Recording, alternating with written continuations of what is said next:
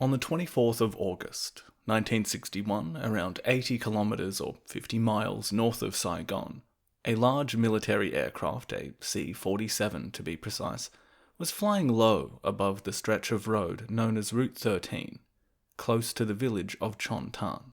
The C-47 was used extensively in the Second World War. It was not a particularly nimble plane, given that it was primarily designed for transporting personnel and supplies. But not on this occasion.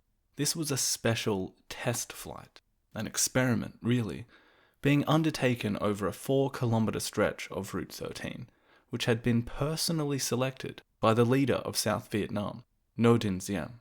The C-47's crew had been trained by a Captain Mario Kadori, and the specialized equipment that the plane had been fitted with was installed by Technical Sergeant Leon Rowe, both working in the Special Aerial Spray Flight Team of the United States Air Force.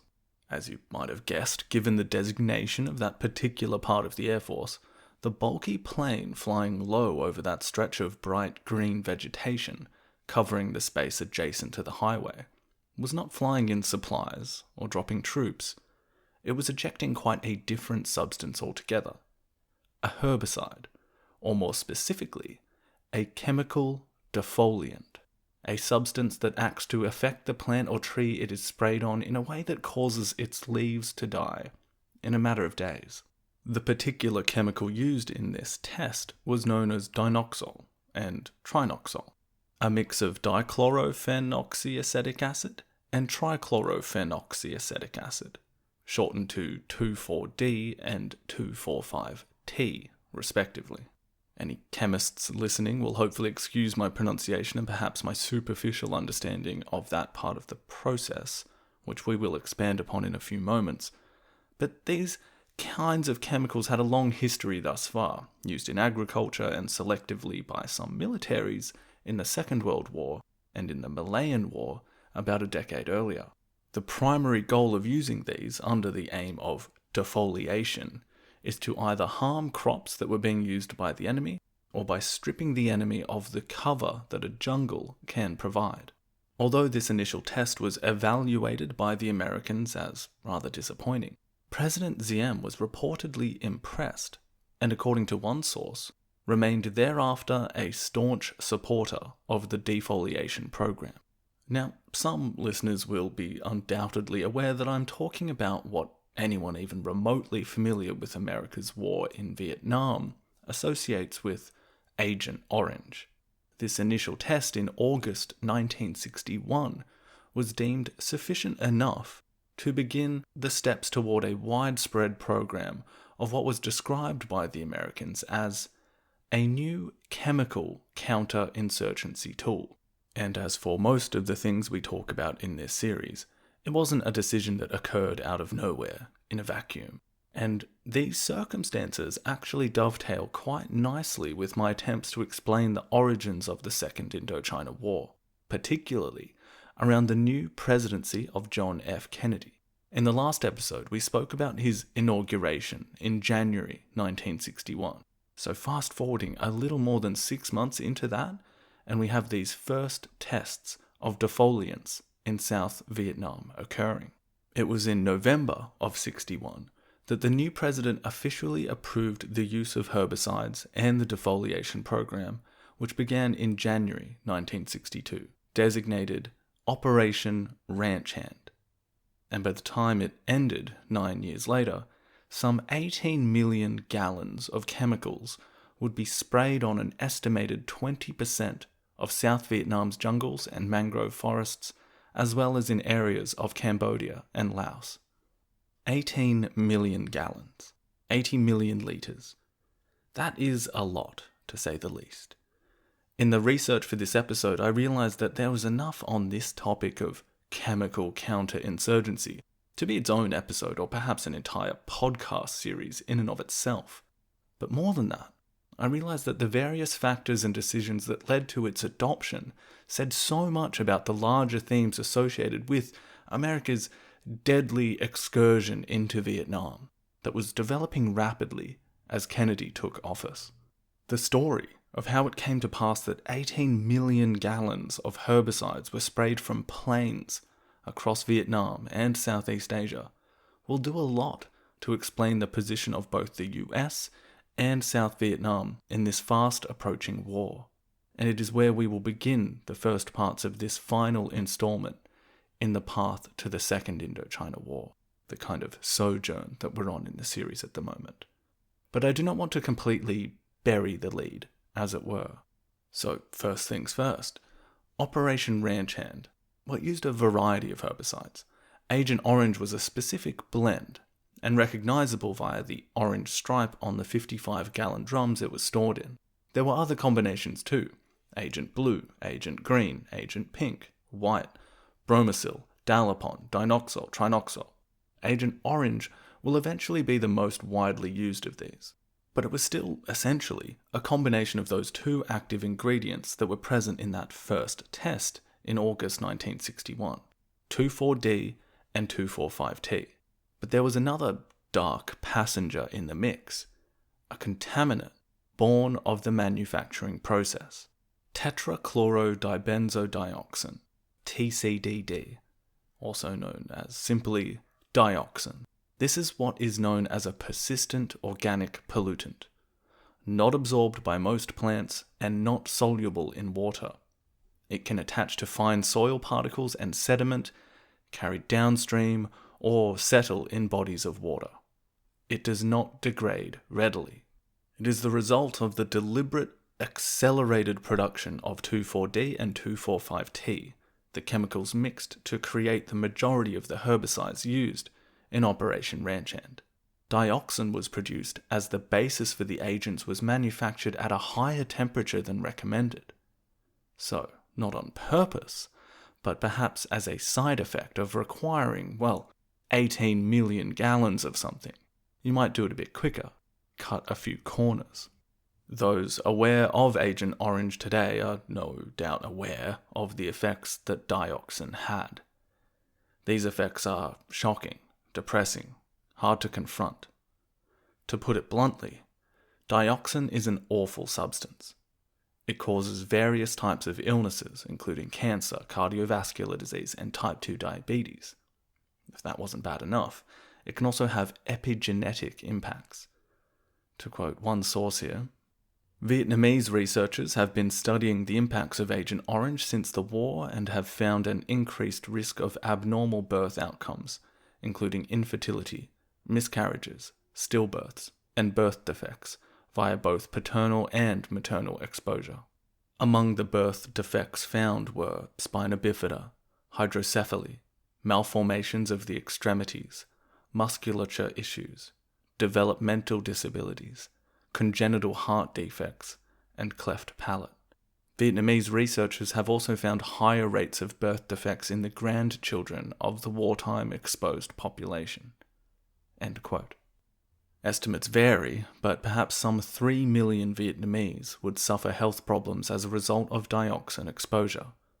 Additionally, perhaps another 2 million or so US military personnel and their offspring would also suffer from their proximity to its use or handling the chemicals. As one veteran put it, "I died in Vietnam, but I didn't even know it." Of the various shades of horror resulting from campaigns that I generally put under the banner of death from above, Operation Ranch Hand it's hard to put into words. It was a literal blight on the landscape, but one which salted the soil and water with a kind of plague, but was at the time thought of as a novel tool of counterinsurgency.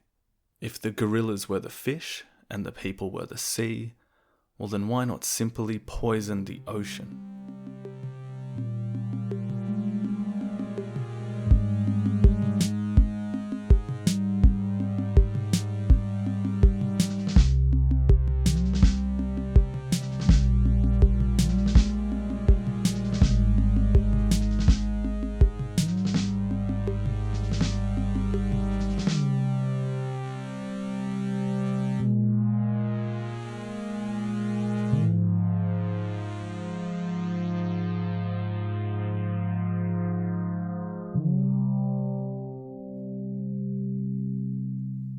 Okay, welcome back, my dear listener. Very small introduction again, just reiterating the predominant focus in these episodes is on the US and South Vietnam, and we're hoping to fill in gaps around the circumstances that lead into the Second Indochina War.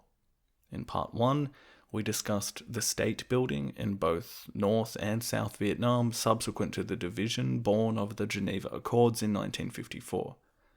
We've touched on the way in which the Eisenhower administration began entangling itself into the region and designating South Vietnam as its cork in the bottle against the perceived spread of communism in the region, as well as how President Diem of South Vietnam enacted a series of policies designed to crush political opponents, particularly the Southern Communists, and how this group made efforts to take up armed struggle against the regime. This would eventually result in the North coming to the decision to back an organization capable of taking power in the South, the National Liberation Front, or NLF, or Viet Cong. At the end of the last episode, we explored how this was done in practice, how civilians were implicated, and the realization by some Americans involved that things were not going that well.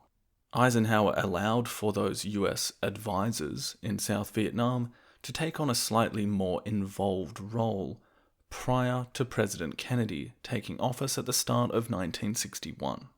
If we could call all of that the beginnings of an entanglement, in this episode we will see how this became a frightening knot of commitments, interactions, and circumstances that will serve as the final steps on that path to the Second Indochina War. As I mentioned in the opening there, I found in researching this episode that tracing the origins and implementation of Operation Ranch Hand and acknowledging the eventual horror and disaster that the defoliants and herbicides cause, well, I found that to be a rather handy sort of candle to light this episode with. Explaining it highlights the international factors at play, the strains in the relationship between the US and the Diem regime, the goals of containment at any cost, as well as the presidency of Kennedy and the demise of Diem. You'll notice equivocating on whether it's the right thing to do, both wanting to win at any price, but not wanting to win at any price. The positioning of the South Vietnamese regime as not simply puppets waiting to be told what to do, all in the hope that it will be the right course of action and will not end badly. But the unforeseen consequences will be extremely dire, affect millions of innocent people, hurt the reputation of the US, and be felt for generations. So, almost on all of those points, it's a microcosm. It's a handy parallel for us to explore this part of the story with. Before I explain all of that and more, I want to take a moment to thank everyone who is supporting the show via Patreon or has made a one-time donation via PayPal.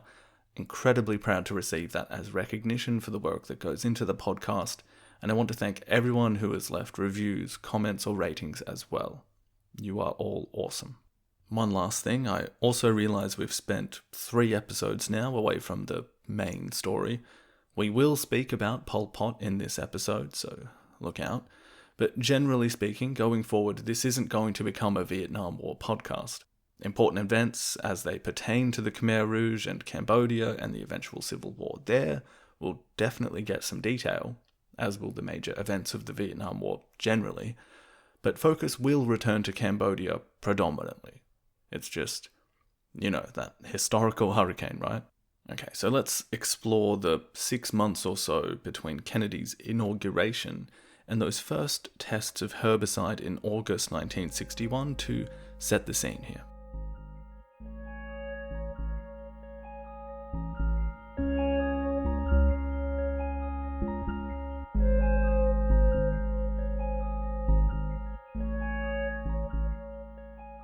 Okay, so let's start at the start with Kennedy. He's voted into office, he's very young. It's also important perhaps to note that it was a very close election between he and Nixon in terms of the national popular vote. Something like 0.2% in it. His election also represented the Democratic Party coming in after Eisenhower's Republican administration. Keep that in mind as an underlying theme. Will be a sort of reluctance to look soft in comparison to the Republicans in a variety of scenarios. Anyway, an important aspect of Kennedy coming to office in terms of how it relates to our story actually occurs the day before his inauguration. As is usually the case when an administration changes hands like this, there is a kind of final briefing, handing over the baton, so to speak. Here's where the stuff is, this is what we are up to, the coffee goes in this shelf there, and we are secretly planning an invasion over here. In this case, and considering what we know is coming down the line, it might seem odd that Vietnam was barely mentioned.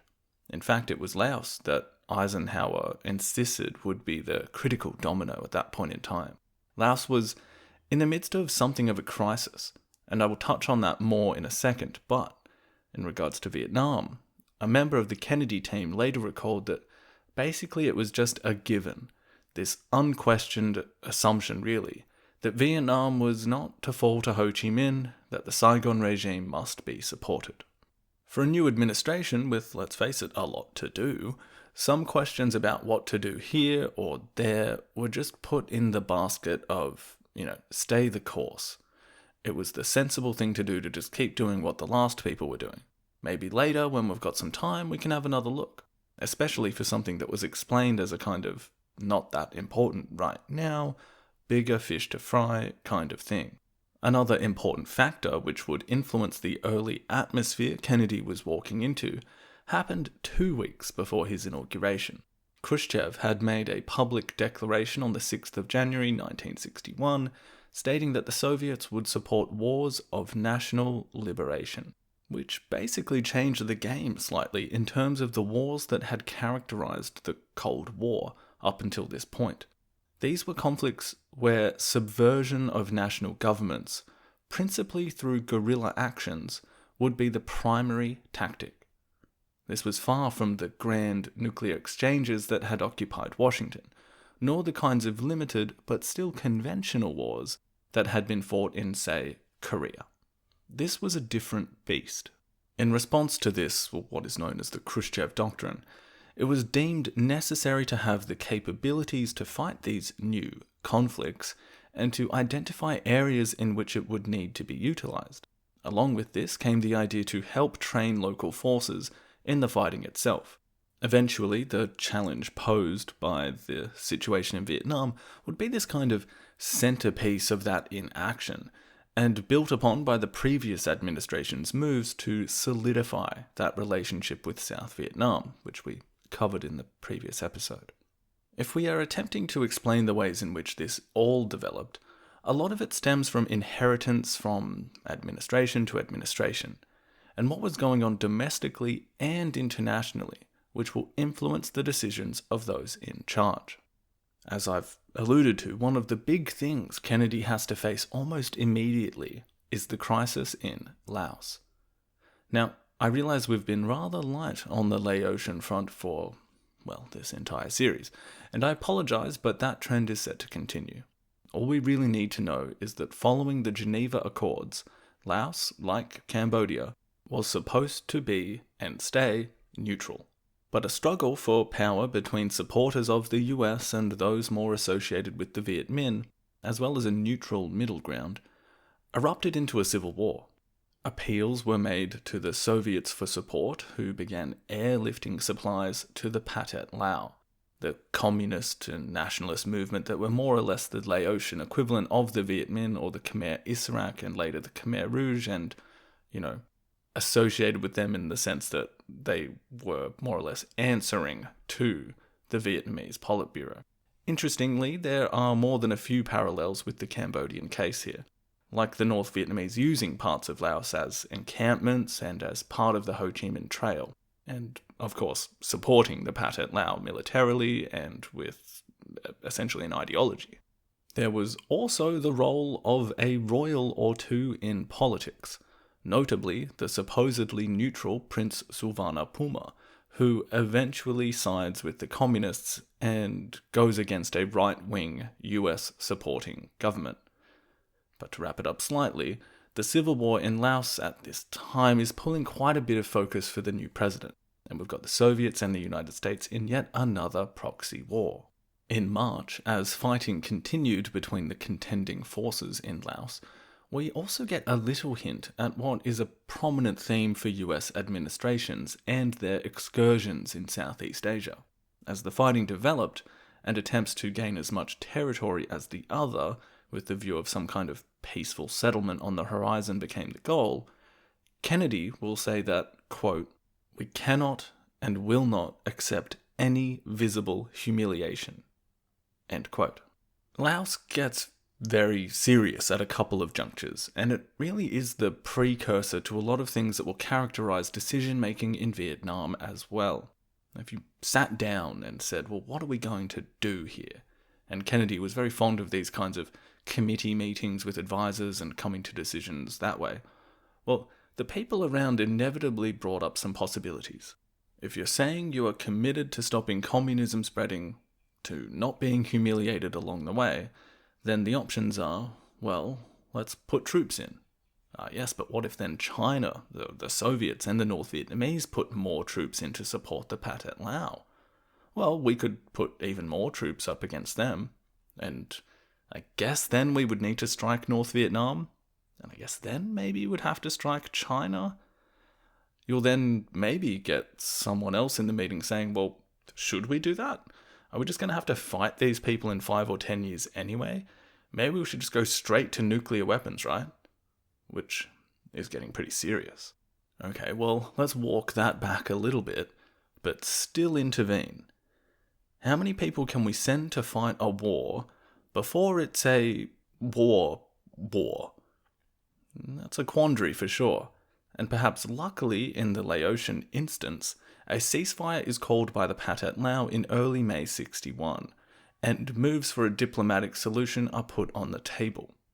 The crisis was over, for now, and perhaps the decision about whether to go in hard, and the consequences that would have, were decided by events in Laos as opposed to in the White House itself. So that's, one background item out of 3 or 4. We've got the Khrushchev Doctrine to contend with, planning to basically go along with what Eisenhower was doing in Laos and Vietnam, and then a little mishap called the Bay of Pigs invasion occurs in April, just 4 months into the presidency. Now, this had been planned by Eisenhower, but Kennedy in the end had given it the green light. It was a huge failure, huge embarrassment, foreshadows one of the most frightening events in history a year later with the Cuban Missile Crisis. You've also got the friction coming out of East and West Germany as the Berlin Wall begins construction in June of 1961. All of these kind of come together in a way that, well, to put it simply, the Kennedy administration had taken a couple of, at least perceived, losses, and was looking for a win. Where would that win be? Where would the line be drawn in the sand? Well, South Vietnam presented a fairly viable case. All the reports coming out of there, the last one having been made just a couple of months before Kennedy took office, we actually mentioned it at the last bit of the last episode, it was by Lansdale, who said that the next year is going to be crucial for South Vietnam. And while Laos turned out to be, well, just not an appropriate place to jump in to the tackle, South Vietnam had some relative benefits. It was more unified, it had a larger and better trained army, it had access to the sea and allowed for naval and air force contributions more readily. It also had the benefit of there being a buffer between South Vietnam, North Vietnam, and China. So any actions there in the south would not be directly at the doorstep of that southern part of China and invite the kind of retaliation from a big power that you want to avoid.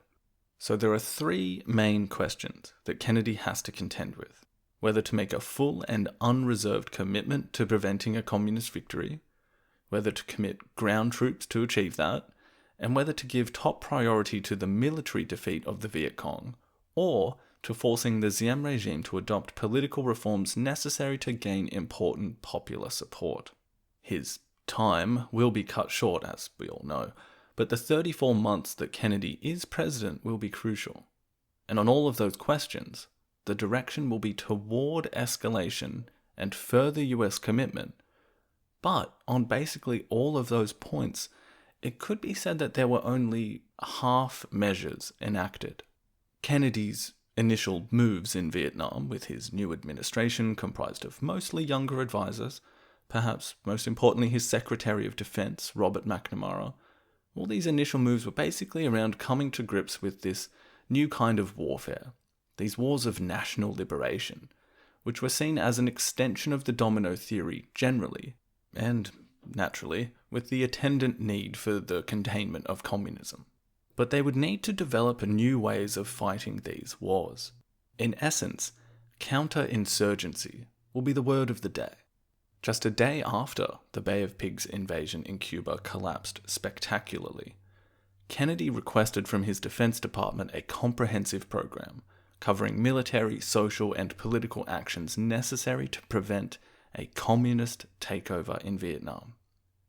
That's where we were going to have our win. You get the sense when researching this period of history that Kennedy, like many presidents, loved getting a good report from the area. He wanted input and advice from those he trusted. In this instance, there are a few that come back to him basically saying, look, the situation is that if we are going to avoid humiliation, and this is the place we're going to do it, then we need to drastically bolster the South Vietnamese military, as well as get a lot more of our boys in there too. Early doors, Kennedy will secretly order 400 more US Special Forces troops and 100 more military advisors to South Vietnam. Now, I say secretly, as these increases were not made publicly, and the reason is that the Geneva Accords were still, they're hanging by a thread really, but even though the US had not signed them, they had pledged not to undermine them either. So going over the 685 men limit on the size of the US military mission in Saigon would be in breach of that. And once you breach it, well, to hell with it, right? Another breach would be to sign an official military partnership with South Vietnam. Up until then, the US had been acting only in an advisory manner. Now these are all signals of properly abandoning any pretense of peace that the end of the war with the French had brought to the region. But to be fair, and as a report by Kennedy's advisors communicated, well, the US is now retaliating on the source of guerrilla aggression in the South, which is coming from Hanoi. Basically, it's a they started it argument. And hey, that is, technically, that could be up for debate. Either way, Kennedy allows not only for this increase in advisors and special forces, but also gets this partnership signed by Diem, as well as instructing the CIA and special forces to start clandestine missions of sabotage in the north. On top of that, agreements to fund and train an increase of 30,000 troops in the South Vietnamese army are made. Now, it should be noted that all of this is occurring within a somewhat contradictory back and forth of advice to Kennedy. Some reports are coming in saying we should just go all in and hard right now. Others are pointing out that there is the issue of Diem. Up until now, he had not really delivered on the promises to enact the kinds of reforms necessary to warrant us going in to support him in such an overt way. There is, in almost equal measure, reluctance and eagerness. Kennedy will famously say, in regard to his unenthusiastic attitude to putting so-called proper troops on the ground, that, quote, they want a force of American troops. They say it's necessary in order to restore confidence and maintain morale. But it will be just like Berlin. The troops will march in, the bands will play, the crowds will cheer, and in 4 days, everyone will have forgotten. Then we will be told we have to send more troops. It's like taking a drink. The effect wears off, and you have to take another. End quote. Reminds me of another similarly appropriate phrase about problematic drinking that we could use here, where 1 drink is too many, and 10 drinks is not enough. And yet, by the end of his presidency, while he will have abstained from putting proper troops on the ground, he will have increased the military advisor presence by a lot, from around 600 to 16,000. But Kennedy was still aware of history. As we alluded to in the last episode, there is this kind of disconnect between what happened and what was being considered what was being said behind the scenes. Kennedy will also say in this time that this war could be won only so long as it remained Vietnam's war. Otherwise, the Americans would lose like the French. But, alas, the Kennedy administration believed in itself and America, and even though they had acknowledged the problems that Diem posed, they felt that his regime, his army, even the people of South Vietnam, could be cured of their deficiencies if enough dedicated Americans, civilians, and military became involved in South Vietnam and, well, showed them how to get on, how to win the war. An analogy I couldn't quite get out of my head while I was writing this kind of reminded me of when I was a kid playing Nintendo. I had an older brother by a few years and he would play the same games, but he was just kind of better at them than I was. Oftentimes there can be a frustration in watching someone do something ineptly that you know you could do in a second if it was in your hands. It might have been a hard boss character or a tough opponent in a soccer video game. And I would try and then just say, "Hey, can you do this for me?" And he would have the confidence and skill to do it with ease, then hand the controller back. It was still my game, but it was being played by someone else. I just feel there is something similar here where the US and particularly those in the military are just thinking, look, if we could just get our hands in there, it will still be your war, don't worry, but if we can just kind of do it for you, that would be better and easier, and then you can still win. Then we win, freedom wins. Amongst these discussions about definitely committing, but in exactly what way, we can bring the conversation back to the development of what will eventually become Operation Ranch Hand and the defoliation program that will cause so much destruction and misery, and hopefully give us a kind of path into the final years of both Diem and Kennedy's time in the story. What I noticed in my research is that the leaning into methods such as Agent Orange to combat the Viet Cong was kind of originally intended as a means of avoiding the full-scale intervention that some in the military were looking for. They wanted something substantial straight away. No more committees, no more lengthy reports and discussions, just go in and get it done with whatever means necessary. Someone like the, let's say, mildly hawkish Air Force General Curtis LeMay was definitely of that opinion, saying that, quote, "Going to war is a very serious business, and once you make that decision that you're going to do that, then you ought to be prepared to do just that," end quote. Later, he will advocate for bombing North Vietnam back to the Stone Age. Others are saying that if you got, around 200,000 troops in there right now, tops, that would be all you need to protect South Vietnam, mop up the Viet Cong, and even ward off any potential counters from North Vietnam and even China. But Kennedy didn't want to do that. Instead, more advisors, more aid, more prodding of Diem to clean up his act would be the way forward. A prudent approach. Some in the military thought a little too prudent. But this prudence carried with it the possibility of other means of effective counterinsurgency. Way back in April of 61, before the Bay of Pigs, before some of the other commitments were made that would signify this intent for the US to make South Vietnam the line in the sand, a memo was sent by Walt Rostow, a foreign affairs advisor to Kennedy, which had a couple of updates and recommendations about Vietnam. The underlying message of the memo was one of greater participation in the South and combating the growing Viet Cong insurgency. In it, 9 courses of action were recommended, one of which was that a military hardware research team head to Vietnam to work on the use of various, quote, techniques and gadgets that were in development and could possibly be utilized in the conflict. Aerial defoliation would become one of these unspecified techniques and gadgets. This soon turned into an accepted proposal to, quote, assist the government of Vietnam to develop, with the help of modern technology, new techniques for use against Viet Cong forces. Kennedy signed off on this in late April. By mid-May, These proposals were offered to Diem, which he too accepted.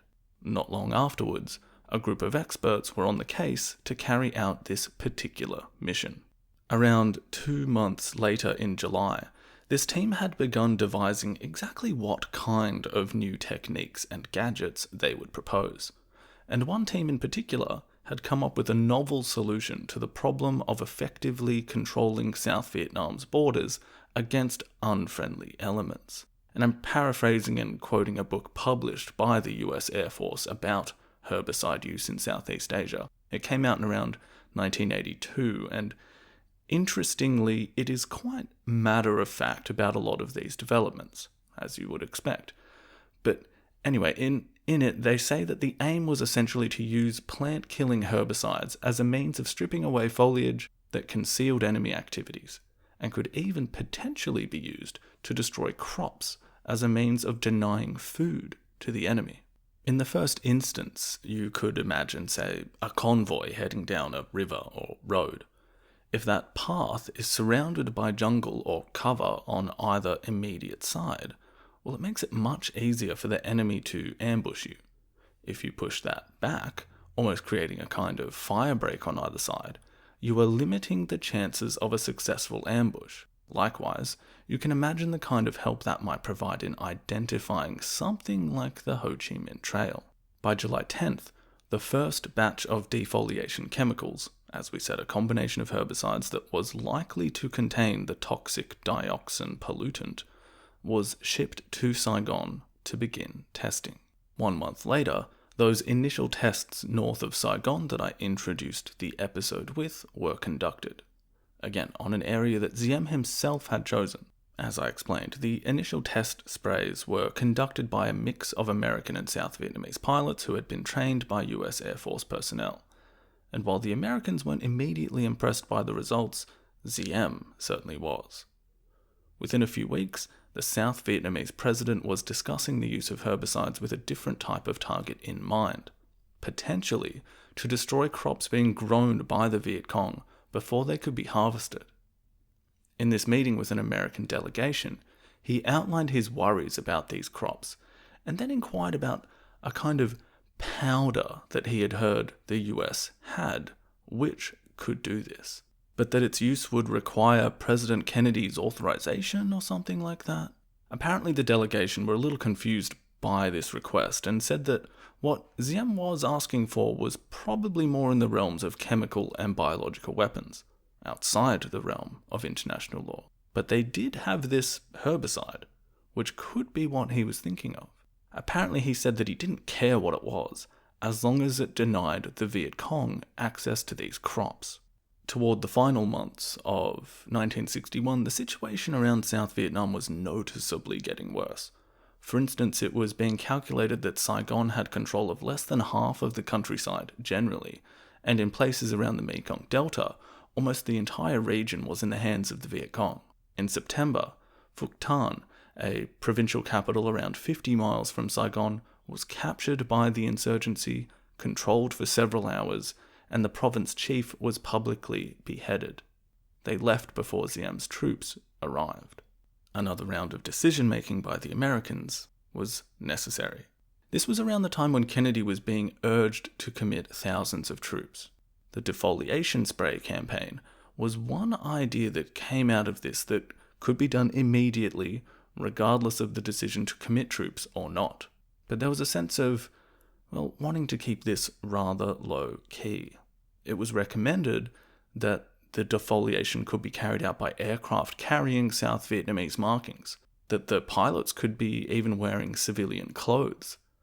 A slight addendum to that plan was that it could be done using hired commercial planes and flown by disguised CIA pilots. On this, like the decision to commit troops, Kennedy didn't make a decision right away, although that didn't stop research in the background about how a defoliation campaign might be undertaken, or indeed what the possible ramifications of it might be.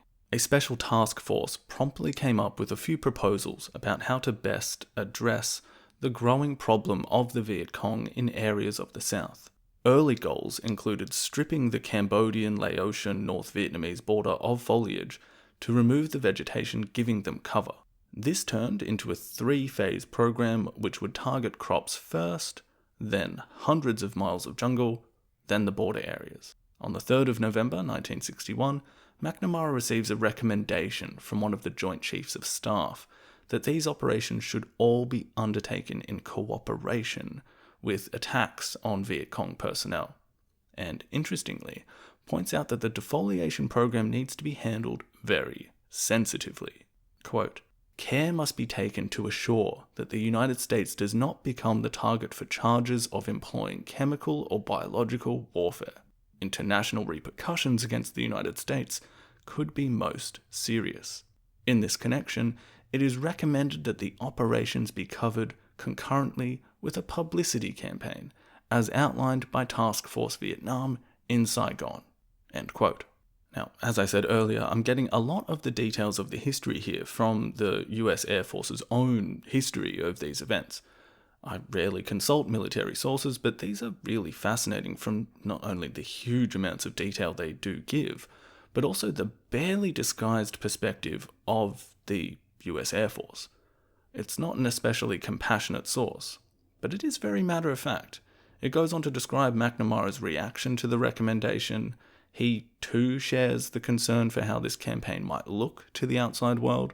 And I'll quote again here from, it's written by William Buckingham. It's called The Air Force and Herbicides in Southeast Asia. Quote, "He, McNamara, too was concerned about the possibility of an adverse propaganda impact, but he did not limit his concern to the food denial phase. He states that the American embassy in Saigon had been asked to comment on the possibility of persuading President Diem to assume responsibility for the proposed program and to issue an explicit public statement which would include the assertion, believed at the time, that the spray would not be harmful to livestock and humans." End quote. So I added a little bit of emphasis on what I think is a key line there. Believed at the time. Because it's worth sort of thinking about that. This book was published in 82, and at the time there had been a steadily growing voice of mainly Vietnam veterans who were saying that they were suffering adverse health effects. This book, about 260 pages or so, spends about 2 pages at the very, very end saying that some studies are going on that are looking into this, but that there's no proof at the moment. It acknowledges the possibility, but that's all, which makes sense given who is writing. But if we take that a little further, we now know that Agent Orange is going to be awful. I mean, it's almost like a nuclear reactor meltdown accident kind of environmental and human health effect on that level of proportion. I mean, literally, like if you compare how many people died at Chernobyl and even the worst estimates of the associated deaths, Agent Orange is worse. So how do we rate that kind of thinking about, well, it was believed at the time to not have any harm to humans?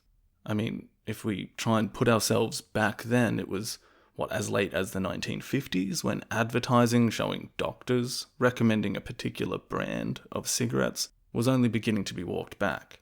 Were the manufacturers of these herbicides to know just how much dioxin was contaminating the chemicals? Is saying we weren't to know enough, considering the damage? I don't really think so. And I think the tentativeness of the Kennedy administration in going ahead with the defoliation program points to the fact that from its earliest formulation, there was an understanding that it wasn't quite morally sound, even without knowing what the worst possible effects could be. And, on that point, if you are going to spray 80 million litres of something on a few countries from planes, perhaps this is a scenario where you make absolutely sure that it isn't going to harm those spraying it or those it is being sprayed on for generations. But they went along anyway. They assessed the situation, and they felt it was the most prudent thing to do. This echoes how we spoke about the entire Vietnam paradox in the last episode. They kind of knew it wasn't the greatest idea, but the path of least resistance wasn't putting 200,000 troops on the ground yet. No, at this time, the quickest and least problematic solution was simply spraying the landscape from a low altitude with chemicals that strip trees and plants of their leaves in a matter of days. One member of the Kennedy administration summed up the pros and cons, and I'll quote that same text again here. Quote, "On the plus side, he noted that US diplomatic and military representatives in South Vietnam had recommended approval without reservation. In addition, preliminary tests were favorable, and approval would comply with President Diem's wishes. The negative aspects included the distinct possibility that the North Vietnamese would exploit propaganda aspects of a defoliation program by making charges of chemical or biological warfare. In conclusion, Bundy, who was acting Assistant Secretary of Defense for International Security Affairs, Bundy stated that from the military standpoint, the program should be approved. However, in light of the political and psychological warfare risks involved, he recommended that President Kennedy be asked to give the final clearance." End quote. Again, no mention in the cons there about the possibility that it, completely ruins the landscape and kills lots of people for many years. Anyway, this was taken up the chain to Kennedy. He was given assurances that any approved program would be well targeted and executed with precision. On some of the less favorable aspects, it was explained that the use of defoliants does not technically violate any rule of international law concerning chemical warfare and is an accepted tactic of war, and that this chemical counterinsurgency tool could be of substantial assistance in defeating the Viet Cong. Kennedy accepted the advice and committed the United States to Operation Ranch Hand, with extensive defoliation and crop destruction in Southeast Asia to begin in early 1962. I think the best way to think about it is in terms of, what levers does the US administration have to pull here? They've decided against a full re-evaluation of the situation. They're sticking with Diem. They're sticking in South Vietnam, for now. They are against putting in hundreds of thousands of troops. They're going along with the idea that a military solution is currently more viable than a politically based one. So they resort to what they can do from above with what they are good at. Death from above, basically. It's the easiest solution. And it is one that they will employ in Cambodia in the not-too-distant future as well. But while I've been focusing primarily on the US decision-making process here, let us not forget the role of Diem as well. As we've seen, he hasn't been sitting idly by letting the Air Force come up with this scheme and pushing it on him. No, he's been setting areas to test. He's been impressed with the results. He has been the one asking them to come and destroy Viet Cong crops, and signed off on any proposals about further expanding the scope of the program. And to just reinforce the point that he isn't just a puppet of the US, but there was this you need me and I need you kind of dynamic that we discussed in the last episode. Well, toward the end of 1961, the US will propose a new limited partnership deal with the Diem Regime in exchange for increased military assistance, a possible security treaty, potential troop deployments. The US administration wanted Diem to engage more with the political, economic, and military reforms that they felt South Vietnam desperately needed. And he refused. He accepted more military aid, but rejected further administration via the US as an attempt, just like the French, to act as a colonizer.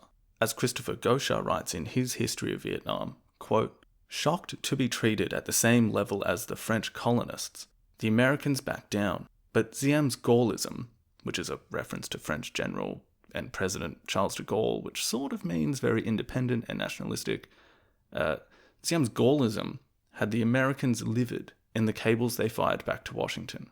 How could they save Vietnam if its president would not let them? The two sides now talked past each other more than ever before, each righteously convinced of the validity of its own position. The Americans failed to grasp how their increasingly intrusive efforts to contain communism could translate into a threat to the national sovereignty of their junior partner. End quote. As the Pentagon Papers note, which maybe I need to explain, they're sort of like a compilation of McNamara's own request for an internal history of the US in Vietnam. It was requested in 1967. It was later scandalously leaked and published in 1971. Basically, These papers say that at this time the US softened slightly on their demands of Diem, instead settling on a close partnership, which meant frequent consultation with the South Vietnamese government rather than insisting, as they had attempted at the end of 1961, on taking part in the decision-making itself. The Pentagon study explains this time period by saying that the overall effect of these actions was to give the military side of the war higher priority than the political, and that, quote, continuing to support Diem without reform meant quite simply that he, and not we, would determine the course of the country's counter-insurgent effort, and that the steps he took to assure his continuance in power would continue to take priority over all else. End quote. The papers, remember this is an internally sourced history, also lament that this was the way it went, considering how things ended for Diem in 1963. But as 1962 gets going, with the US and South Vietnam in a rather odd situation, like two people ballroom dancing but keeping an awkward distance between their hips, so too does Operation Ranch Hand begin. It's worth pointing out, again, that, there are seemingly more important things to occupy the Kennedy administration still. Laos is still shaky, Berlin is still shaky, and even just the decision to send troops or not to Vietnam was a bigger priority in their mind than what seemed like the somewhat trivial decision to spray some bits of jungle and a few enemy crops. Ranch Hand went on, and US pilots were chosen to fly the missions. In a fairly big nod to the somewhat low-key operation this was supposed to be, the original pilots chosen were told that they were just going to Southeast Asia for 120 days. It was very much a need-to-know basis kind of thing. These pilots were instructed to tell their families even less, that they were just going on an extended, temporary duty, and that they couldn't reveal the location. They were instructed not to write letters home for the time being, and the initial pool of potential pilots were even told that they would be flying in civilian clothing, fly aircraft without US Air Force markings, and would not be acknowledged as US military if they were captured. Even though Kennedy had approved an overt, as opposed to covert, defoliation campaign, McNamara still thought it was prudent to go about this early phase as if it was basically all being done by the South Vietnamese. Even the chemicals themselves had to be kind of smuggled in to an extent. They were marked as civilian cargo, so they would not be inspected by the International Control Commission, which was sort of like a vestige still in place after Geneva. Some in the upper echelons of the administration began to wonder if doing it in this disguised manner would have a greater blowback if they were found out, and eventually it was decided to be more upfront about the whole thing. They weren't going to disguise it so much. The administration reckoned that if any questions about the Geneva Accords being violated came up, they would respond with this statement. The United States has acceded, which means agreed, to the government of Vietnam's request for expanded aid in men and material and is determined to help preserve its independence. This is the sole objective of the United States. The United States will terminate these measures as soon as North Vietnam ends its acts of aggression. End quote. So basically the thing we said before, they're relying on a they started it, we are just responding in kind sort of messaging. There were, according to these sources, some issues with getting the required chemicals in time to start. One of them saying that the acquisition of defoliants occurred on an expedited basis, which again I can only presume might be connected to the higher temperatures used and the higher levels of dioxin contaminating the herbicides in order to make them as quickly as the government needed. On January 10th, an announcement was made by the South Vietnamese government about the upcoming program. It said that US assistance had been sought by the Republic of Vietnam in clearing certain key areas of thick vegetation, that the weed-killing chemicals were commercially used in North America, Europe, Africa, and the Soviet Union, that the chemical will be supplied by the US. Again, at the request of the Vietnamese government, also that it was non-toxic, will not harm wildlife, domestic animals, human beings, or the soil. That same day, tests were conducted using a different plane, a C-123s, and a new spraying system. Agent Purple was in fact dispersed on one of these earliest flights. The defoliation program properly began on the 13th, from an altitude of 150 feet and at about 150 miles per hour. Interestingly, these flights were all mandated to have a Vietnamese aircraft commander on board, even though all of the flying and spraying was done by US Air Force pilots. This was done to basically have a representative on board so that in the event of any criticism, they could be trotted out, pointed to, and you could say, no, look, they're doing it, not us. This aircraft commander had no actual authority on the mission. And even though they were supposed to be a rated pilot, one captain actually coaxed one of these South Vietnamese into the cockpit at one point so he could see how the controls for the C-123s felt. It was after about a second that the captain realized this aircraft commander was not a pilot at all. He was a navigator. And the South Vietnamese had been sending them only to fulfill the requirement that they be on board.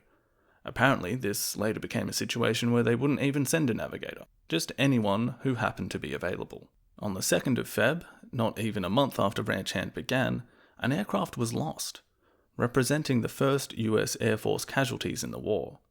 Bizarrely, no evidence of sabotage, engine failure, or hits from fire were found on the wreckage, although the downed plane had been scoured by Viet Cong. The cause of the crash was never officially known. Almost immediately, the North Vietnamese, Viet Cong, Soviets, and even the People's Republic of China seized on the propaganda opportunity, saying that a chemical warfare campaign was underway, spraying toxic chemicals on crops and natural resources.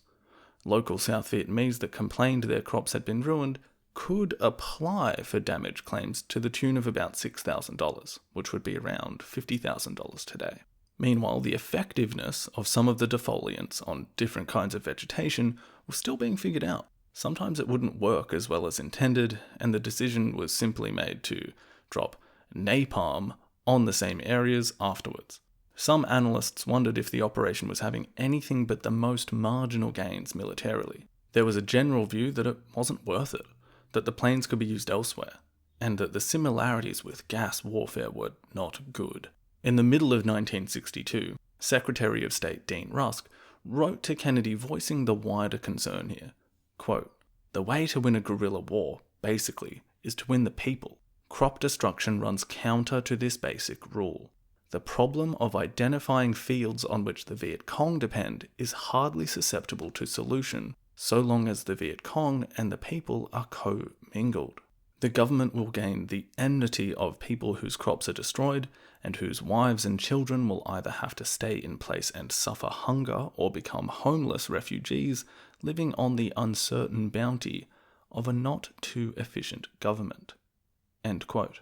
Roger Hilsman, the Secretary of State for East Asian Affairs, had a similar sentiment.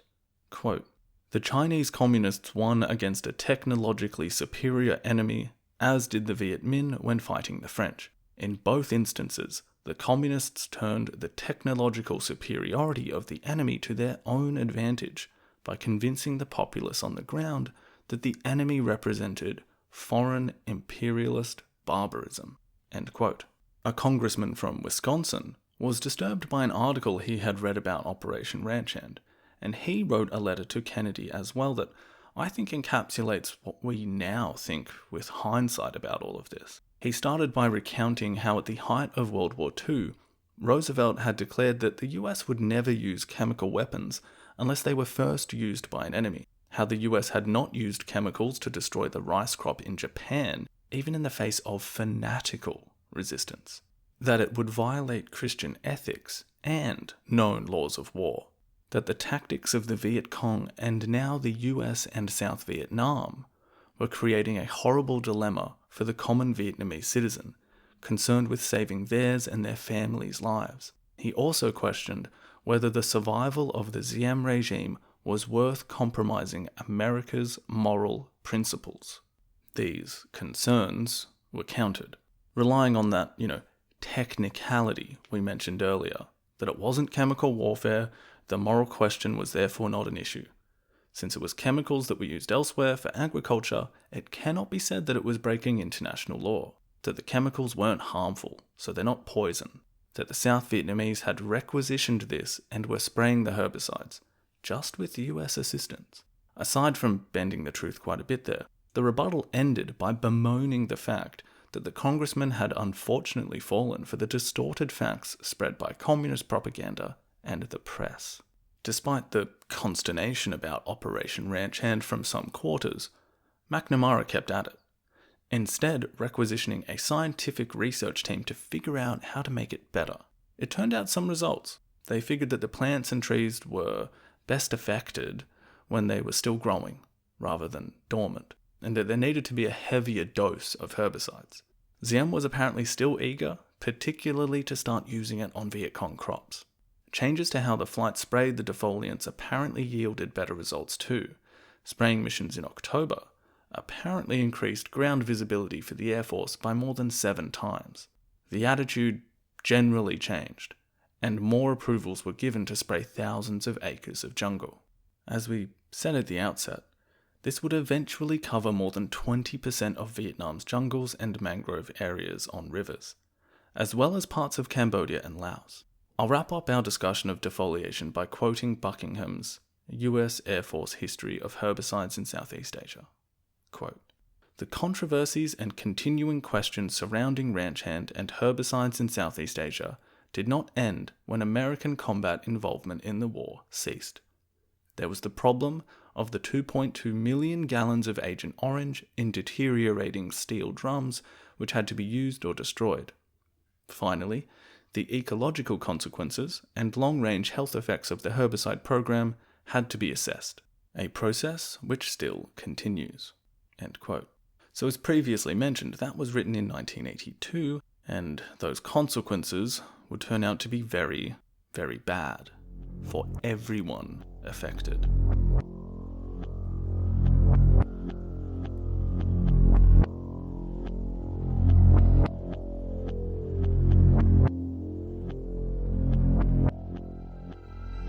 If we consider the congressman's letter once again, particularly the mention of the horrible dilemma faced by your average Vietnamese citizen, the way that the US was deciding to wade into this conflict becomes difficult to understand. We've said this throughout the last few episodes, and that's why I thought focusing on the defoliation and herbicides in 1961 and 1962, like the decision-making to get there, was helpful in giving us that broader picture of why and how. It seems at every junction there are people questioning which is the best course of action, yet the direction of movement always stays the same. It's like a group of people getting on an escalator and the entire time discussing amongst themselves if they should be walking up with the stairs at the same time or not, and before long they are at the top anyway. And the question of compromising morality to save the Diem regime too, well, that is going to become all the more apparent in 1963. What we are going to see is just something like the tide changing here. An accumulation of dysfunctional policies, ignoring of the problems faced by large segments of the population, glaring instances of these kinds of nepotism and corruption which have plagued the regime from the start, and real backlash against the regime, even from some of the places in which they had felt would prop them up. A great example of this is the strategic hamlets that we discussed a little in the last episode. By September of 1962, the Ngo brothers had incorporated over 4 million people into a little over 3,000 hamlets. Almost a year later, those numbers doubled. That is an administrative nightmare for a government which until that point had tried to shrink the amount of those with genuine power into basically one family and its closest supporters. They could no longer count on those lower rungs of the bureaucracy to help in this massive project of social engineering, and the sheer amount of manpower needed to actually build these hamlets in the first place had further squeezed the juice out of a population who were already demanding better conditions from their government. All of that ignoring the visceral pain that so many of these rural residents felt at being forcibly removed from their ancestral homes and farms for the stated purpose of keeping them from being exposed to a supposedly much worse national movement. Just take a moment to consider the situation these people are being forced into. Let's say it was a farmer who accidentally had his crop sprayed with and we'll use the language of the time, supposedly non-toxic herbicide. It kills your crop, you try and seek compensation, but your pleas go unheard. You and your family are surviving on basically nothing when you receive news that the government is now forcibly relocating you to a fenced-off, hastily built enclosure a few miles away. When you get there, the promised amenities and care are absent. Instead, you are now surrounded by barbed wire, trenches, and cement fortifications. We've talked about, political energy a few times in this series so far, and it's pretty easy to see how a few well-placed pieces of NLF propaganda might go a very long way in convincing that person to decide to support their movement. As Christopher Gosha writes, quote, "Distraught, Americans watched from the sidelines as Diem seemed to drive the peasantry straight into communist hands. Once again, they bemoaned the president's mad ideas about social revolution, village democracy, nation building, and personalism. They also knew that for Ngo Dinh Diem, the Strategic Hamlets project served both to fight the communists and to protect the republic's sovereignty from American efforts to run the show." Washington's frustration also grew as the American-trained and modernized army of the Republic of Vietnam seemed incapable or unwilling to take the battle to the insurgents. Advisors were shocked when, in early 1963, 2,000 heavily armed, air-supported and motorized ARVN troops failed to smash the 300 to 400 Liberation Army forces holding the strategic hamlet of Ap Bac in Mai To province. The botched operation sent the American advisor who prepared the battle plan, Colonel John Paul Varn, into a fit of anger symbolic of the wider American frustration with their junior partner. End quote. Gosha goes on to say that those in the South Vietnamese army could and often did fight bravely, but the colonel saying, that was a miserable performance, it always is, these people make the same mistakes over and over again, is indicative of a real frustration with how this was all going. What I think we could safely characterize as a growing tension on behalf of the South Vietnamese people, many of those in the South Vietnamese government, army, Diem as well, not getting the results he wants, as well as this growing strain between this tense relationship between his regime and the necessary benefactor in the shape of the United States. It was like the dry summer season on a forest, waiting for a spark to begin a devastating bushfire. Do they call them bushfires overseas? In Australia, we say like bushfire season. Anyway, that spark was coming, quite literally in fact, in the shape of a Buddhist monk named Quang Duc, the man we began this mini-series with. But that was just the most visible explosion of the so-called Buddhist crisis. And as I said back in the first part of this, I would eventually need to go into some detail about exactly what had led someone to commit suicide in such a horrific fashion, as well as how it went on for months, and its impact was far-reaching. So, we enter the fabled year of 1963, the year that had so much in, I've had to spend 3 or 4 episodes trying to separate and contextualize the story because there was so much to get to. As I just said, this is the year where if you were on the ground in South Vietnam, it's almost true to say that what we might commonly refer to as the Vietnam War was already on. The Viet Cong control vast amounts of the South. Kennedy has instigated what we could probably generalize as a secret war to try and combat this insurgency, but has also given the green light to covert operations in the North. There really isn't that high of a threshold to say something is an active war. And if we look at what is going on generally, then it's hard to argue that the Second Indochina War hasn't already begun. Although I would personally say that the proper, out in the open Vietnam War, from the American perspective, begins in 1964. So I'm still calling these episodes the path to the Second Indochina War, even though I think that's up for debate. Either way, walking in the metaphorical forest of South Vietnam in 1963, you are seeing a lot of worrying, extremely flammable material everywhere you go. This is when it turns from simply fighting a communist insurgency to a full-blown collapse of government and widespread anger, which will also affect how the US sees its relationship with the Diem Regime. What is known as the Buddhist Crisis in the South occurred from May to September 1963. As we've mentioned a few times in the series, Diem and his family were from the minority Catholic population. It is one of the reasons he was so appealing to the US public when he visited Washington in 1957. Now, contrary to what is perhaps the oversimplified version of events characterizing Diem's regime and nation building after Geneva, It is not as if he completely disregarded the Buddhist population as a nuisance or as something to be completely pushed out. The Ngo family had initially spent quite a bit of time and effort to get the southern Buddhists on side in the new republic. Some had been promoted to high positions, and the General Buddhist Association had been allowed to operate and establish a headquarters. Diem had also weakened two Buddhist sects, the Cao Dai and Hua Hao, upon coming to power originally, something which I guess we could say orthodox Vietnamese Buddhists were happy to go along with. He had also welcomed the 200,000 or so Buddhists that had migrated from North Vietnam, escaping the communist rule there, into South Vietnam. As Christopher Gosha states, quote, "If anything, it was cooperation which characterized the first 5 years of relations between the Buddhist Church and Diem's government." End quote. So what happened in 1963? Well, unsurprisingly, there were decades of events and circumstances which contextualized the so-called Buddhist Crisis.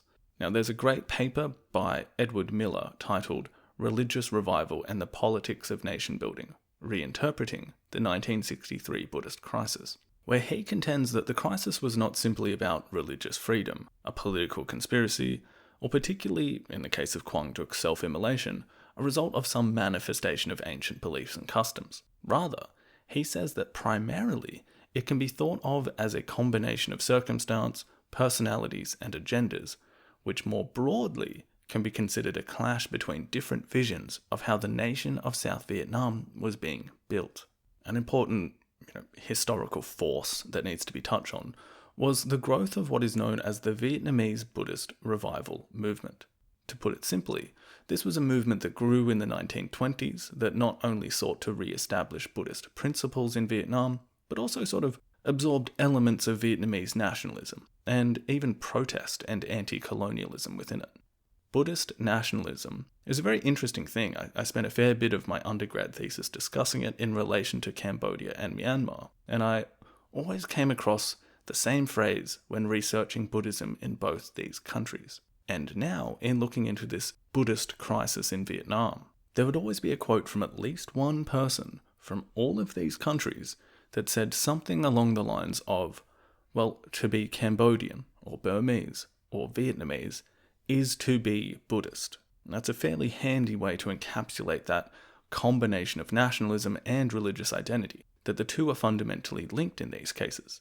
Now, nationalism and religion, well, these are sources of that political energy that we've shown in the series to be profoundly energizing. I mean, look around even today. You ask why people do some pretty extreme things, and the likelihood that someone will respond in some way that could be linked to a sense of nationalism or religiosity are pretty high. Even in a more secular society, you will sometimes see political movements imbued with a quasi-religious terminology, as if that space where the battery had been was replaced by something that looks and functions like a battery, but has been replaced by secular terminology. And in this instance, where we are combining nationalist energy and quite fervent religious energy, well, it's a very potent combination. But to return to this Buddhist revival movement, as I said, it sort of evolves in the 20s and seeks to imbue the future of Vietnam with the prominence of Buddhism. Now, if you think of the circumstances in South Vietnam in the early 60s, Diem has a very certain vision of what this new country is going to be. He has a brand. By 1963, this brand is going to come into direct competition with what an increasingly politicized Vietnamese Buddhist movement considers its own brand. It's an oversimplification to go straight back to that line that I used before, but if we are superficially saying that this Vietnamese Buddhist revival might have the motto of "to be Vietnamese is to be Buddhist," then that is going to rub up the wrong way with Diem's moves to prop up the Catholic minority, and to invite this minority into a disproportionate degree of power in the new state, naturally with he and his Catholic family at the apex. Like other Buddhist nationalist movements, particularly in Burma, the revival centered a mix of Vietnamese nationalism with historical references to kinds of golden periods of Vietnamese history that were thought to be much more reliant on Buddhism as opposed to Taoism or Confucianism, and that the influence of these forces were in part responsible for the falling into the orbit of, like, French imperialism, a collapse, a degradation. As Edward Miller says, quote, "The prescriptive implications of this Buddhist historical narrative were clear. If the Vietnamese nation was to recover the independence and prosperity it had lost, it would have to return to the Buddhist principles and practices it had once embraced. It would also be necessary for Vietnamese Buddhist leaders and teachers to regain the positions of esteem and influence they had formerly enjoyed." End quote. That vision of the Vietnamese nation was not mixing well with, by the early 60s, perceptions, mostly accurate and sometimes less charitable, that Diem was increasingly showing favoritism to the Catholic community. Prominent Vietnamese Buddhists began openly criticizing this. What compounded problems further is that one of the most powerful members of the Ngo family, Ngo Dinh Duc, had become the Archbishop of Hue, which was thought to be a kind of heartland for Vietnamese Buddhism. They felt that this might be part of a wider effort to impose Christianity on the region. Hue would become the location that this Buddhist crisis began on the 8th of May, 1963. On the celebrations of that springtime Buddhist celebration known in English as Vesak Day, an incident occurred wherein large and enthusiastic crowds of faithful Buddhists came up directly against the security apparatus of the Diem Regime. So again, very large festival, thousands of people, but within that crowd there were some who were using it as an opportunity to, project the kind of Buddhist angst against the regime. There were some banners about religious discrimination they were facing and that they were struggling for religious freedom against the cruelty of the regime in this regard. Tensions flared later that day when a radio broadcast that was supposed to take place for the Buddhists in attendance went unplayed because the officials at the station felt that the recording had not been sufficiently vetted and cleared by censors. When the broadcast did not occur, many of those in the crowd which had formed around the radio station hoping to hear it on loudspeakers began to grow rather restless. They began shouting for it to begin. Some protesters looked like they might even storm the radio station. One even climbed on top of the building and replaced the South Vietnamese flag with the International Buddhist flag. As the night went on, a number of Vietnamese army soldiers and police arrived at the radio station, or rather, at the outskirts of the crowd around the radio station. They had intended to simply disperse the crowd, first via, telling them to disperse, and when that didn't work, fire hoses were used. This did not have an ideal effect either. They then edged an armoured vehicle through the crowd to try to get to the radio station, flanked by officers and soldiers. And when they were within about 10 meters of the station, something happened.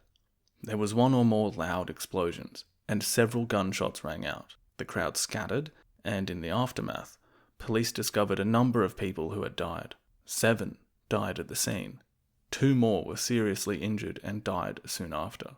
They were between the ages of 12 and 20. South Vietnamese officials claimed that it must have been the communists, but there was no evidence to really support this.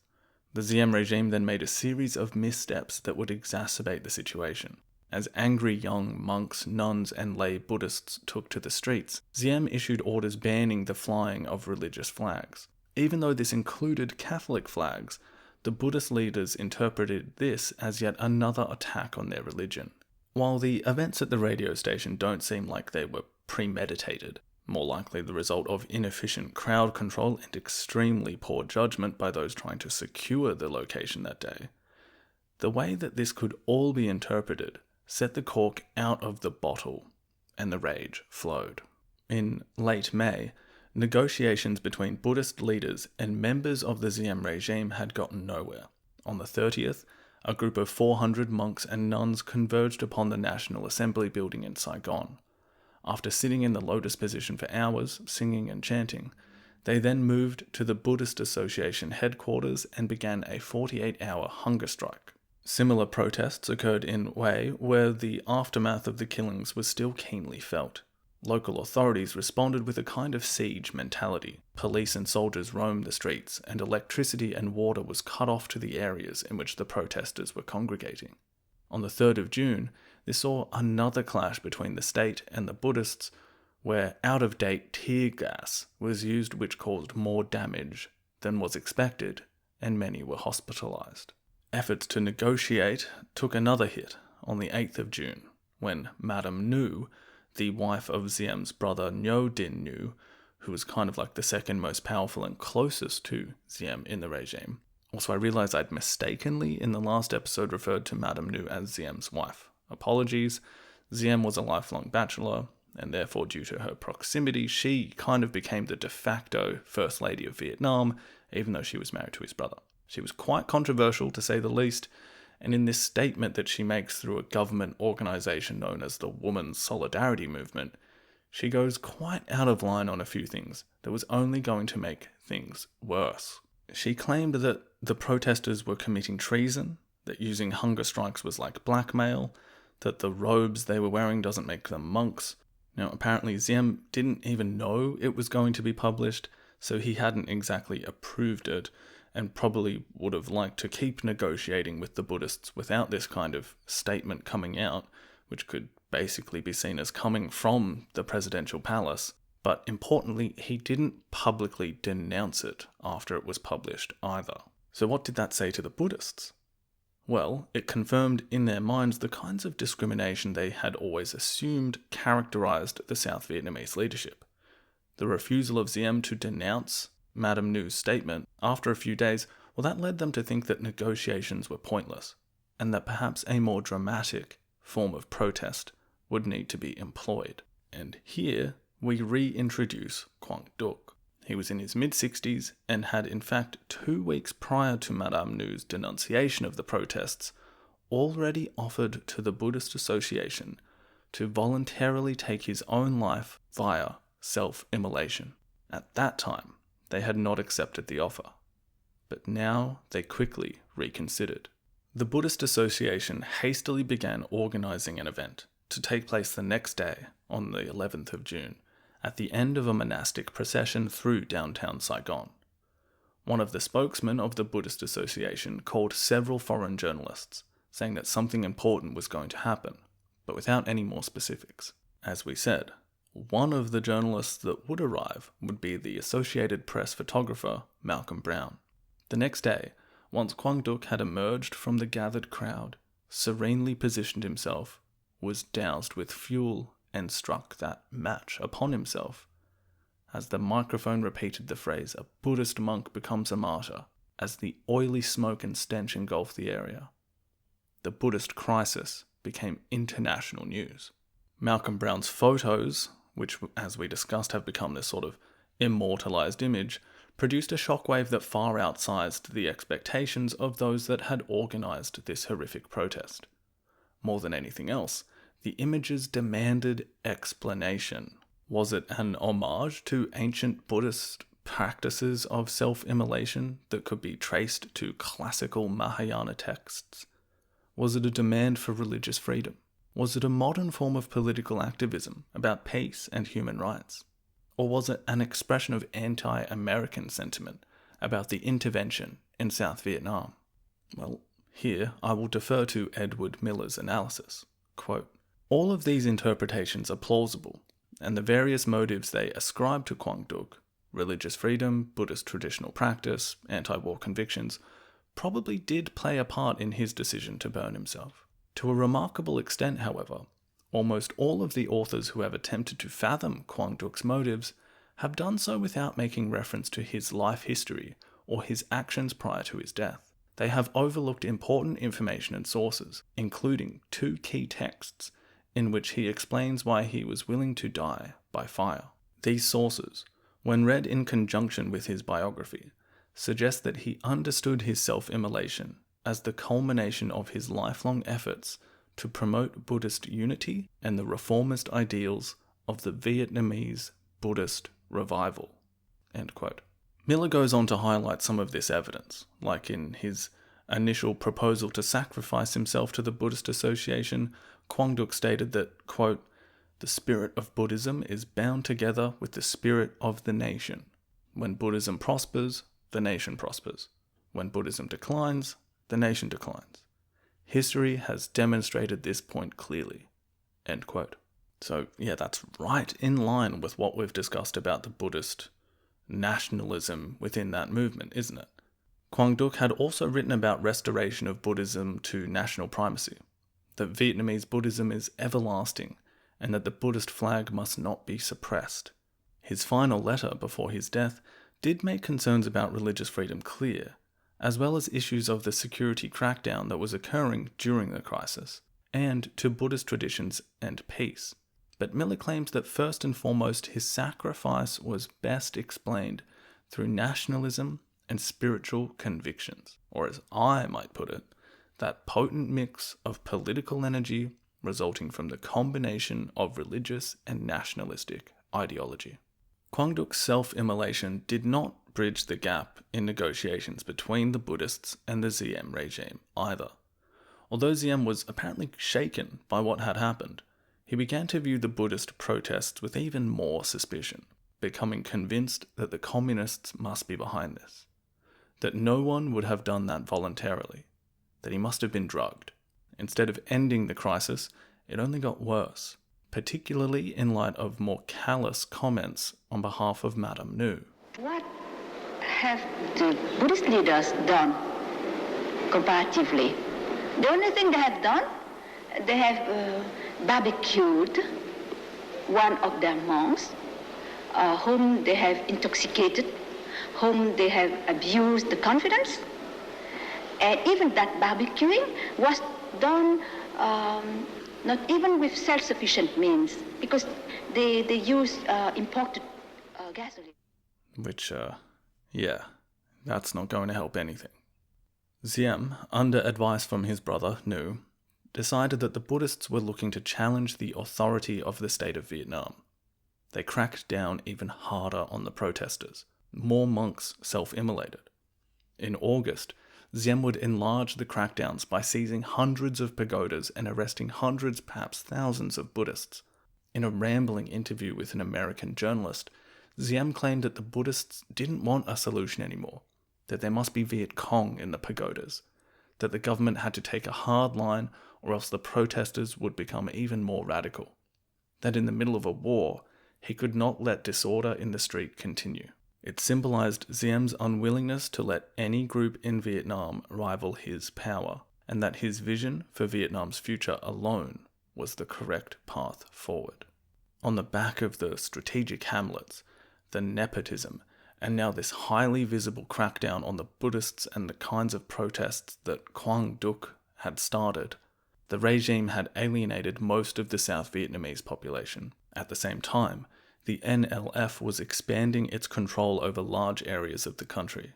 American confidence in the Diem regime hit an all-time low, and some within the higher ranks of the South Vietnamese police and army began informing US officials that they no longer supported Diem.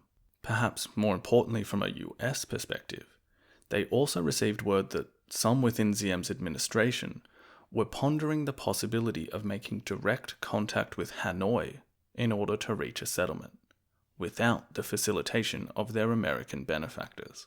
The implications of this were massive. As Gosha explains, quote, "The Americans concluded that the Ngo family had become a threat to their wider strategic interests. Like Nguyen Van Tin, the president of the Republic of Cochin, China, who had dared to evoke the possibility of speaking directly to Ho Chi Minh in mid-1946, Diem did not fully grasp the extent to which the Americans were as committed as the French had been to using the southern state as a political weapon to preserve their interests." End quote. The writing was on the wall for Diem. Things moved quite quickly in the aftermath of the crackdown on the pagodas. Some South Vietnamese generals had responded to this issue directly by reaching out to US officials to voice their unwillingness to keep following Diem. Initially, the US response was carved out of the idea that perhaps most of this mess could be blamed on the amount of power that Diem seemed to be sharing with his brother Nu, that the failures of the strategic hamlets could also be placed on his shoulders. The response US officials gave to these army generals, via the new American ambassador, Henry Cabot Lodge, went further than just removing Nhu from the picture. Cabot Lodge was informed that Diem must be given a chance to get rid of Nhu, and that he be replaced by competent members of the military, or a competent politician. But if Diem will not comply, then they would need to face the possibility that he as well would be removed. They informed the relevant generals that they would be supported by the US in, quote, any interim period of breakdown in central government control, which is a fancy way of saying in the event of a coup. On August 27th, the communication became more precise. Cabot Lodge thought it would be pointless to go to Diem first and say he had to get rid of his brother, that the generals would need to be informed directly without Diem's knowledge. They were told that the Americans would be prepared to go ahead without the Nho brothers, and that, quote, it is in effect up to them whether to keep him. This was, well, the cat was out of the bag, so to speak. Almost immediately after these back and forth communications, which Kennedy had been privy to and acknowledged and went ahead with, but some of his administration had not, like McNamara, like Maxwell Taylor, there was kind of like a cold feet thing going on. I think that's the appropriate way of putting it. Kennedy felt that he had been pressed too hard and too fast, and that in light of some new advice, that the late August communications had gone too far. Kennedy and his team tried to pull back from the brink here. Nothing happened just yet. But there is this real division between everyone involved about what the next step should be. McNamara and Taylor travelled to Saigon in September, trying to get a sense of the best course of action. They informed Kennedy that the best thing to do would be to finally put some real, genuine pressure on Diem to course correct, and to engage in the reforms that everyone had been wanting him to do for years. In the background, moves toward a coup had been continuing, both on behalf of the South Vietnamese generals wishing to enact it, as well as a select few CIA agents. Kennedy was trying to organize basically the threat of turning off the funding for Diem if he didn't come into line. There were also back and forth messages about not actively promoting a coup, but being ready and keeping on top of the situation if one occurred. The Pentagon Papers also revealed that there was a need for plausible deniability of US involvement if anything happened. Meanwhile, Cabot Lodge was strongly encouraging moving against Diem, basically saying that by October, he wouldn't be able to delay or discourage a coup. What emerges from the Pentagon Papers about the coup is almost another microcosm of the whole Vietnam experience with the US up until this point. There is equivocating on what to do. There are some who say it's definitely the thing to do, some who disagree. There is even a chance here that, for the US, once they had enacted direct financial consequences on Diem's regime, to have just said, you know what, let's reassess the whole situation here. Maybe we should just abandon this altogether, which of course they didn't do. No, almost step by step there was some contact with those plotting the coup and words of support coming to them from people like Cabot Lodge. Kennedy did it. Again, the discussions were had, the opinions were shared, but the direction of travel was hardly interrupted.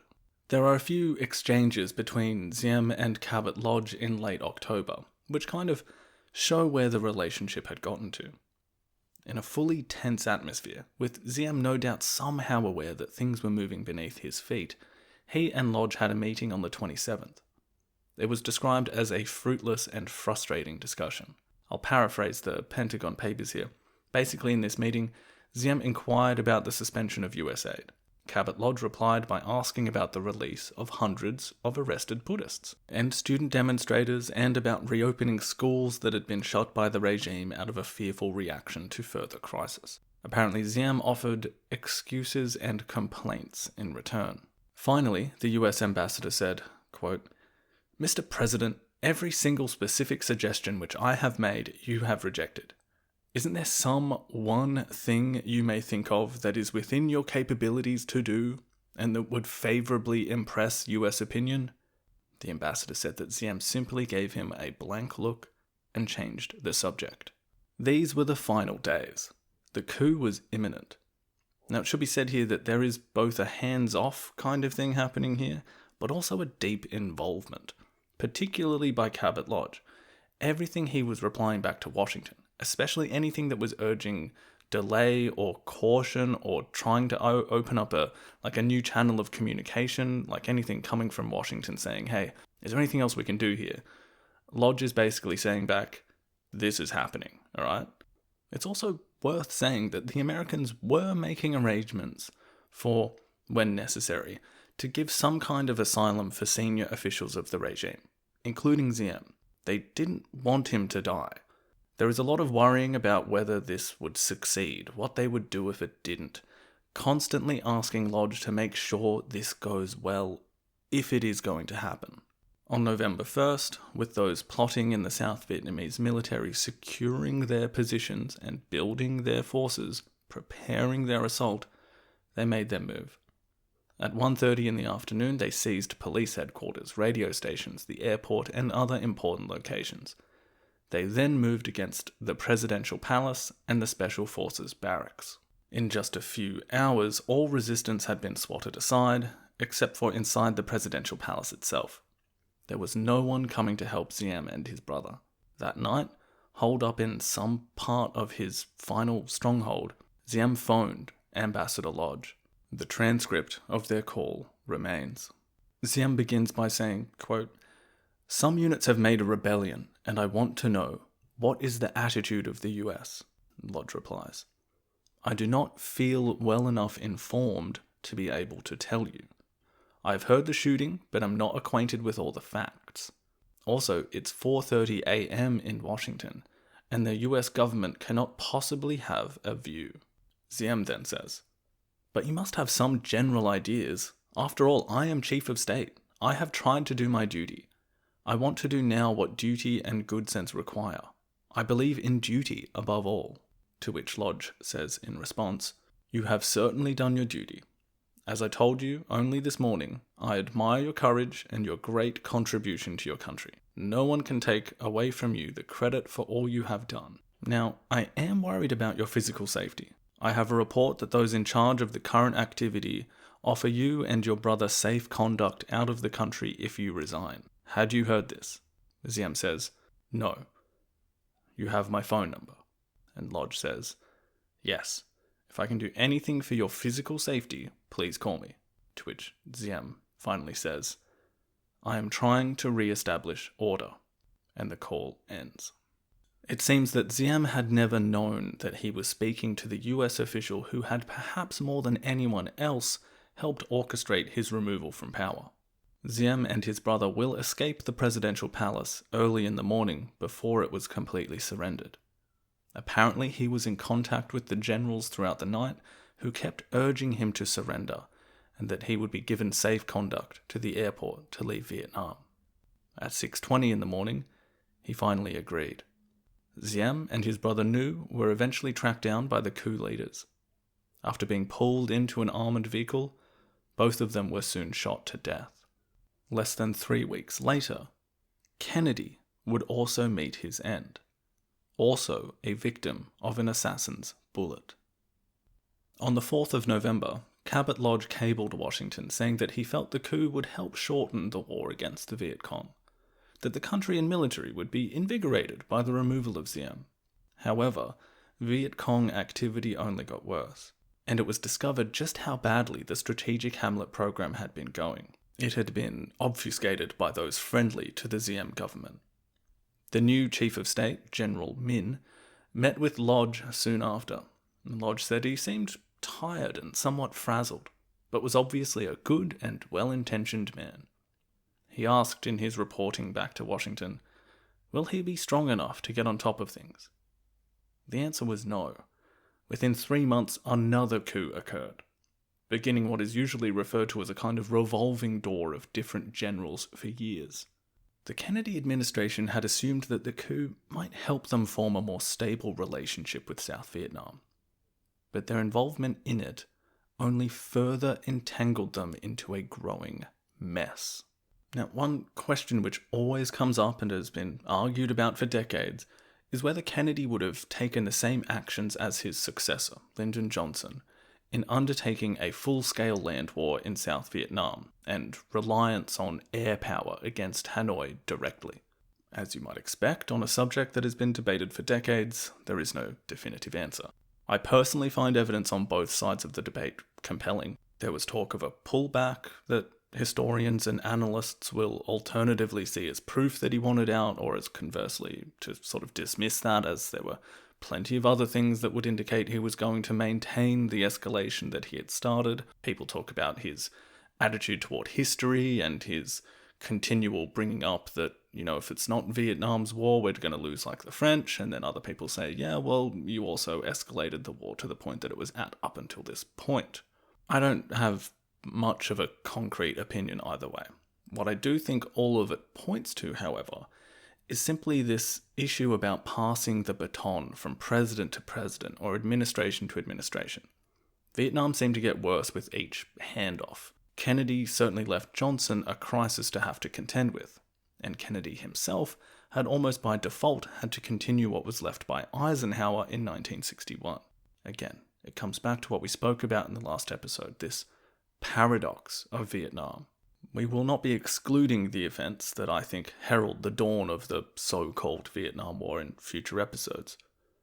But I think for now, it's time to return briefly to the focus of this series.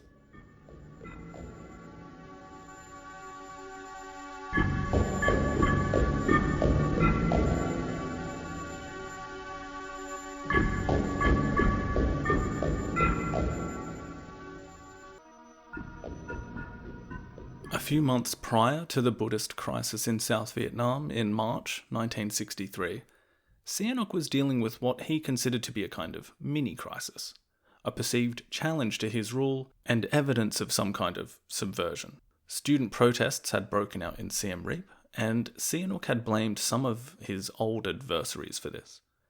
In his trademark penchant for the dramatic, he returned from China and began pointing fingers. At the same time, his, at the time, trusted right-wing defense minister Lon Nol had drawn up a list of 34 known subversive leftist individuals. Some were even members of parliament, like Khieu Samphan. Sihanouk accused them publicly of trying to overthrow his government. Some on this list also ranked rather high in the recently reorganized membership of the Khmer Workers' Party, the antecedent of the Communist Party of Kampuchea. Salot Sa was on this list, as was Yang Sari, but this secret membership was not realized. Rather, they were included due to their reputation as leftist schoolteachers in Phnom Penh. Sihanouk summoned all of those on the list to an audience with himself. He lambasted them for not taking responsibility for their actions, and, again in rather dramatic fashion, said that if they were so great, perhaps they should form government. Naturally, they refused this somewhat rhetorical gesture and pledged their loyalty to him. Sihanouk allowed most of them to resume whatever work they had, including cabinet members like Khieu Samphan. Salot Sa, however, did not attend this meeting. Having recently been voted to the top position of the Cambodian Communist Party, he was concerned that his public-facing identity, the caring, mild-mannered teacher Salot Sa, as opposed to the revolutionary in the shadows, Pol, was now suddenly a visible target. Even if they didn't know his true identity, it was feared that further scrutiny of the public identity could expose the secret identity and the whole movement. On the 31st of March, Salot Sa, who we will now only refer to as Pol and eventually Pol Pot, made the decision to return to the jungles. Abandoning the pretense of a double life, he would now completely assume his revolutionary title and position as leader of a movement which sought to overthrow the Cambodian government. He, and soon followed by Yang Sari and Son Sen, would return to the roots of the movement, the jungles on the border with Vietnam, like the Khmer Viet Minh had done, like Sa himself had done in 1953. He would no longer be constrained by the need to maintain a public persona. No more teaching duties, no more connections to his family. But there is a perhaps deeper way of looking at this as well. Philip Short writes in his biography of Pol Pot, quote, The communist leaders were rational men. The decision to rebase in the countryside marked the same kind of tactical retreat that the Chinese Politburo had made in abandoning Shanghai in 1933 and the Vietnamese when they left Hanoi in 1946. But Sa and his companions were not Chinese or Vietnamese. They were Khmer. Outwardly, the Cambodian Revolution was returning to its roots, but psychologically, the transition was more complex. In Khmer thought, the fundamental dichotomy is not between good and evil, as it is in Judeo-Christian societies, but between Srok and Brai, village and forest. Subconsciously, the center of gravity of the revolution had shifted from the civilized regions, the towns and settlements, where man dominated nature, to the jungles, the wild places, where dark, unknown forces roamed, and, throughout the centuries, sages, the original Khmer of Cambodian antiquity, had repaired to seek spiritual power. End quote. Again, just a reminder of the kind of different influences on a movement which might on the surface seem like another revolutionary party. We will continue to explore these differences in the coming episodes. But in any case, it took a day for Pol to get from Phnom Penh to an area near Kampong Cham and Kreche, where he then walked for a day into the dark forests to a Viet Cong encampment just over the border in Vietnam. Soon, near the still ostensibly superior Vietnamese comrades, they would have their own base of operations, Office 100. And although this location would change many times over the next 12 years, Pol would not return to Phnom Penh until the Khmer Rouge were in control of the entire country. Just as South Vietnam began to take on an extended period of chaos, the Cambodian communists were now going to plan their own hostile takeover, their own war, their own revolution.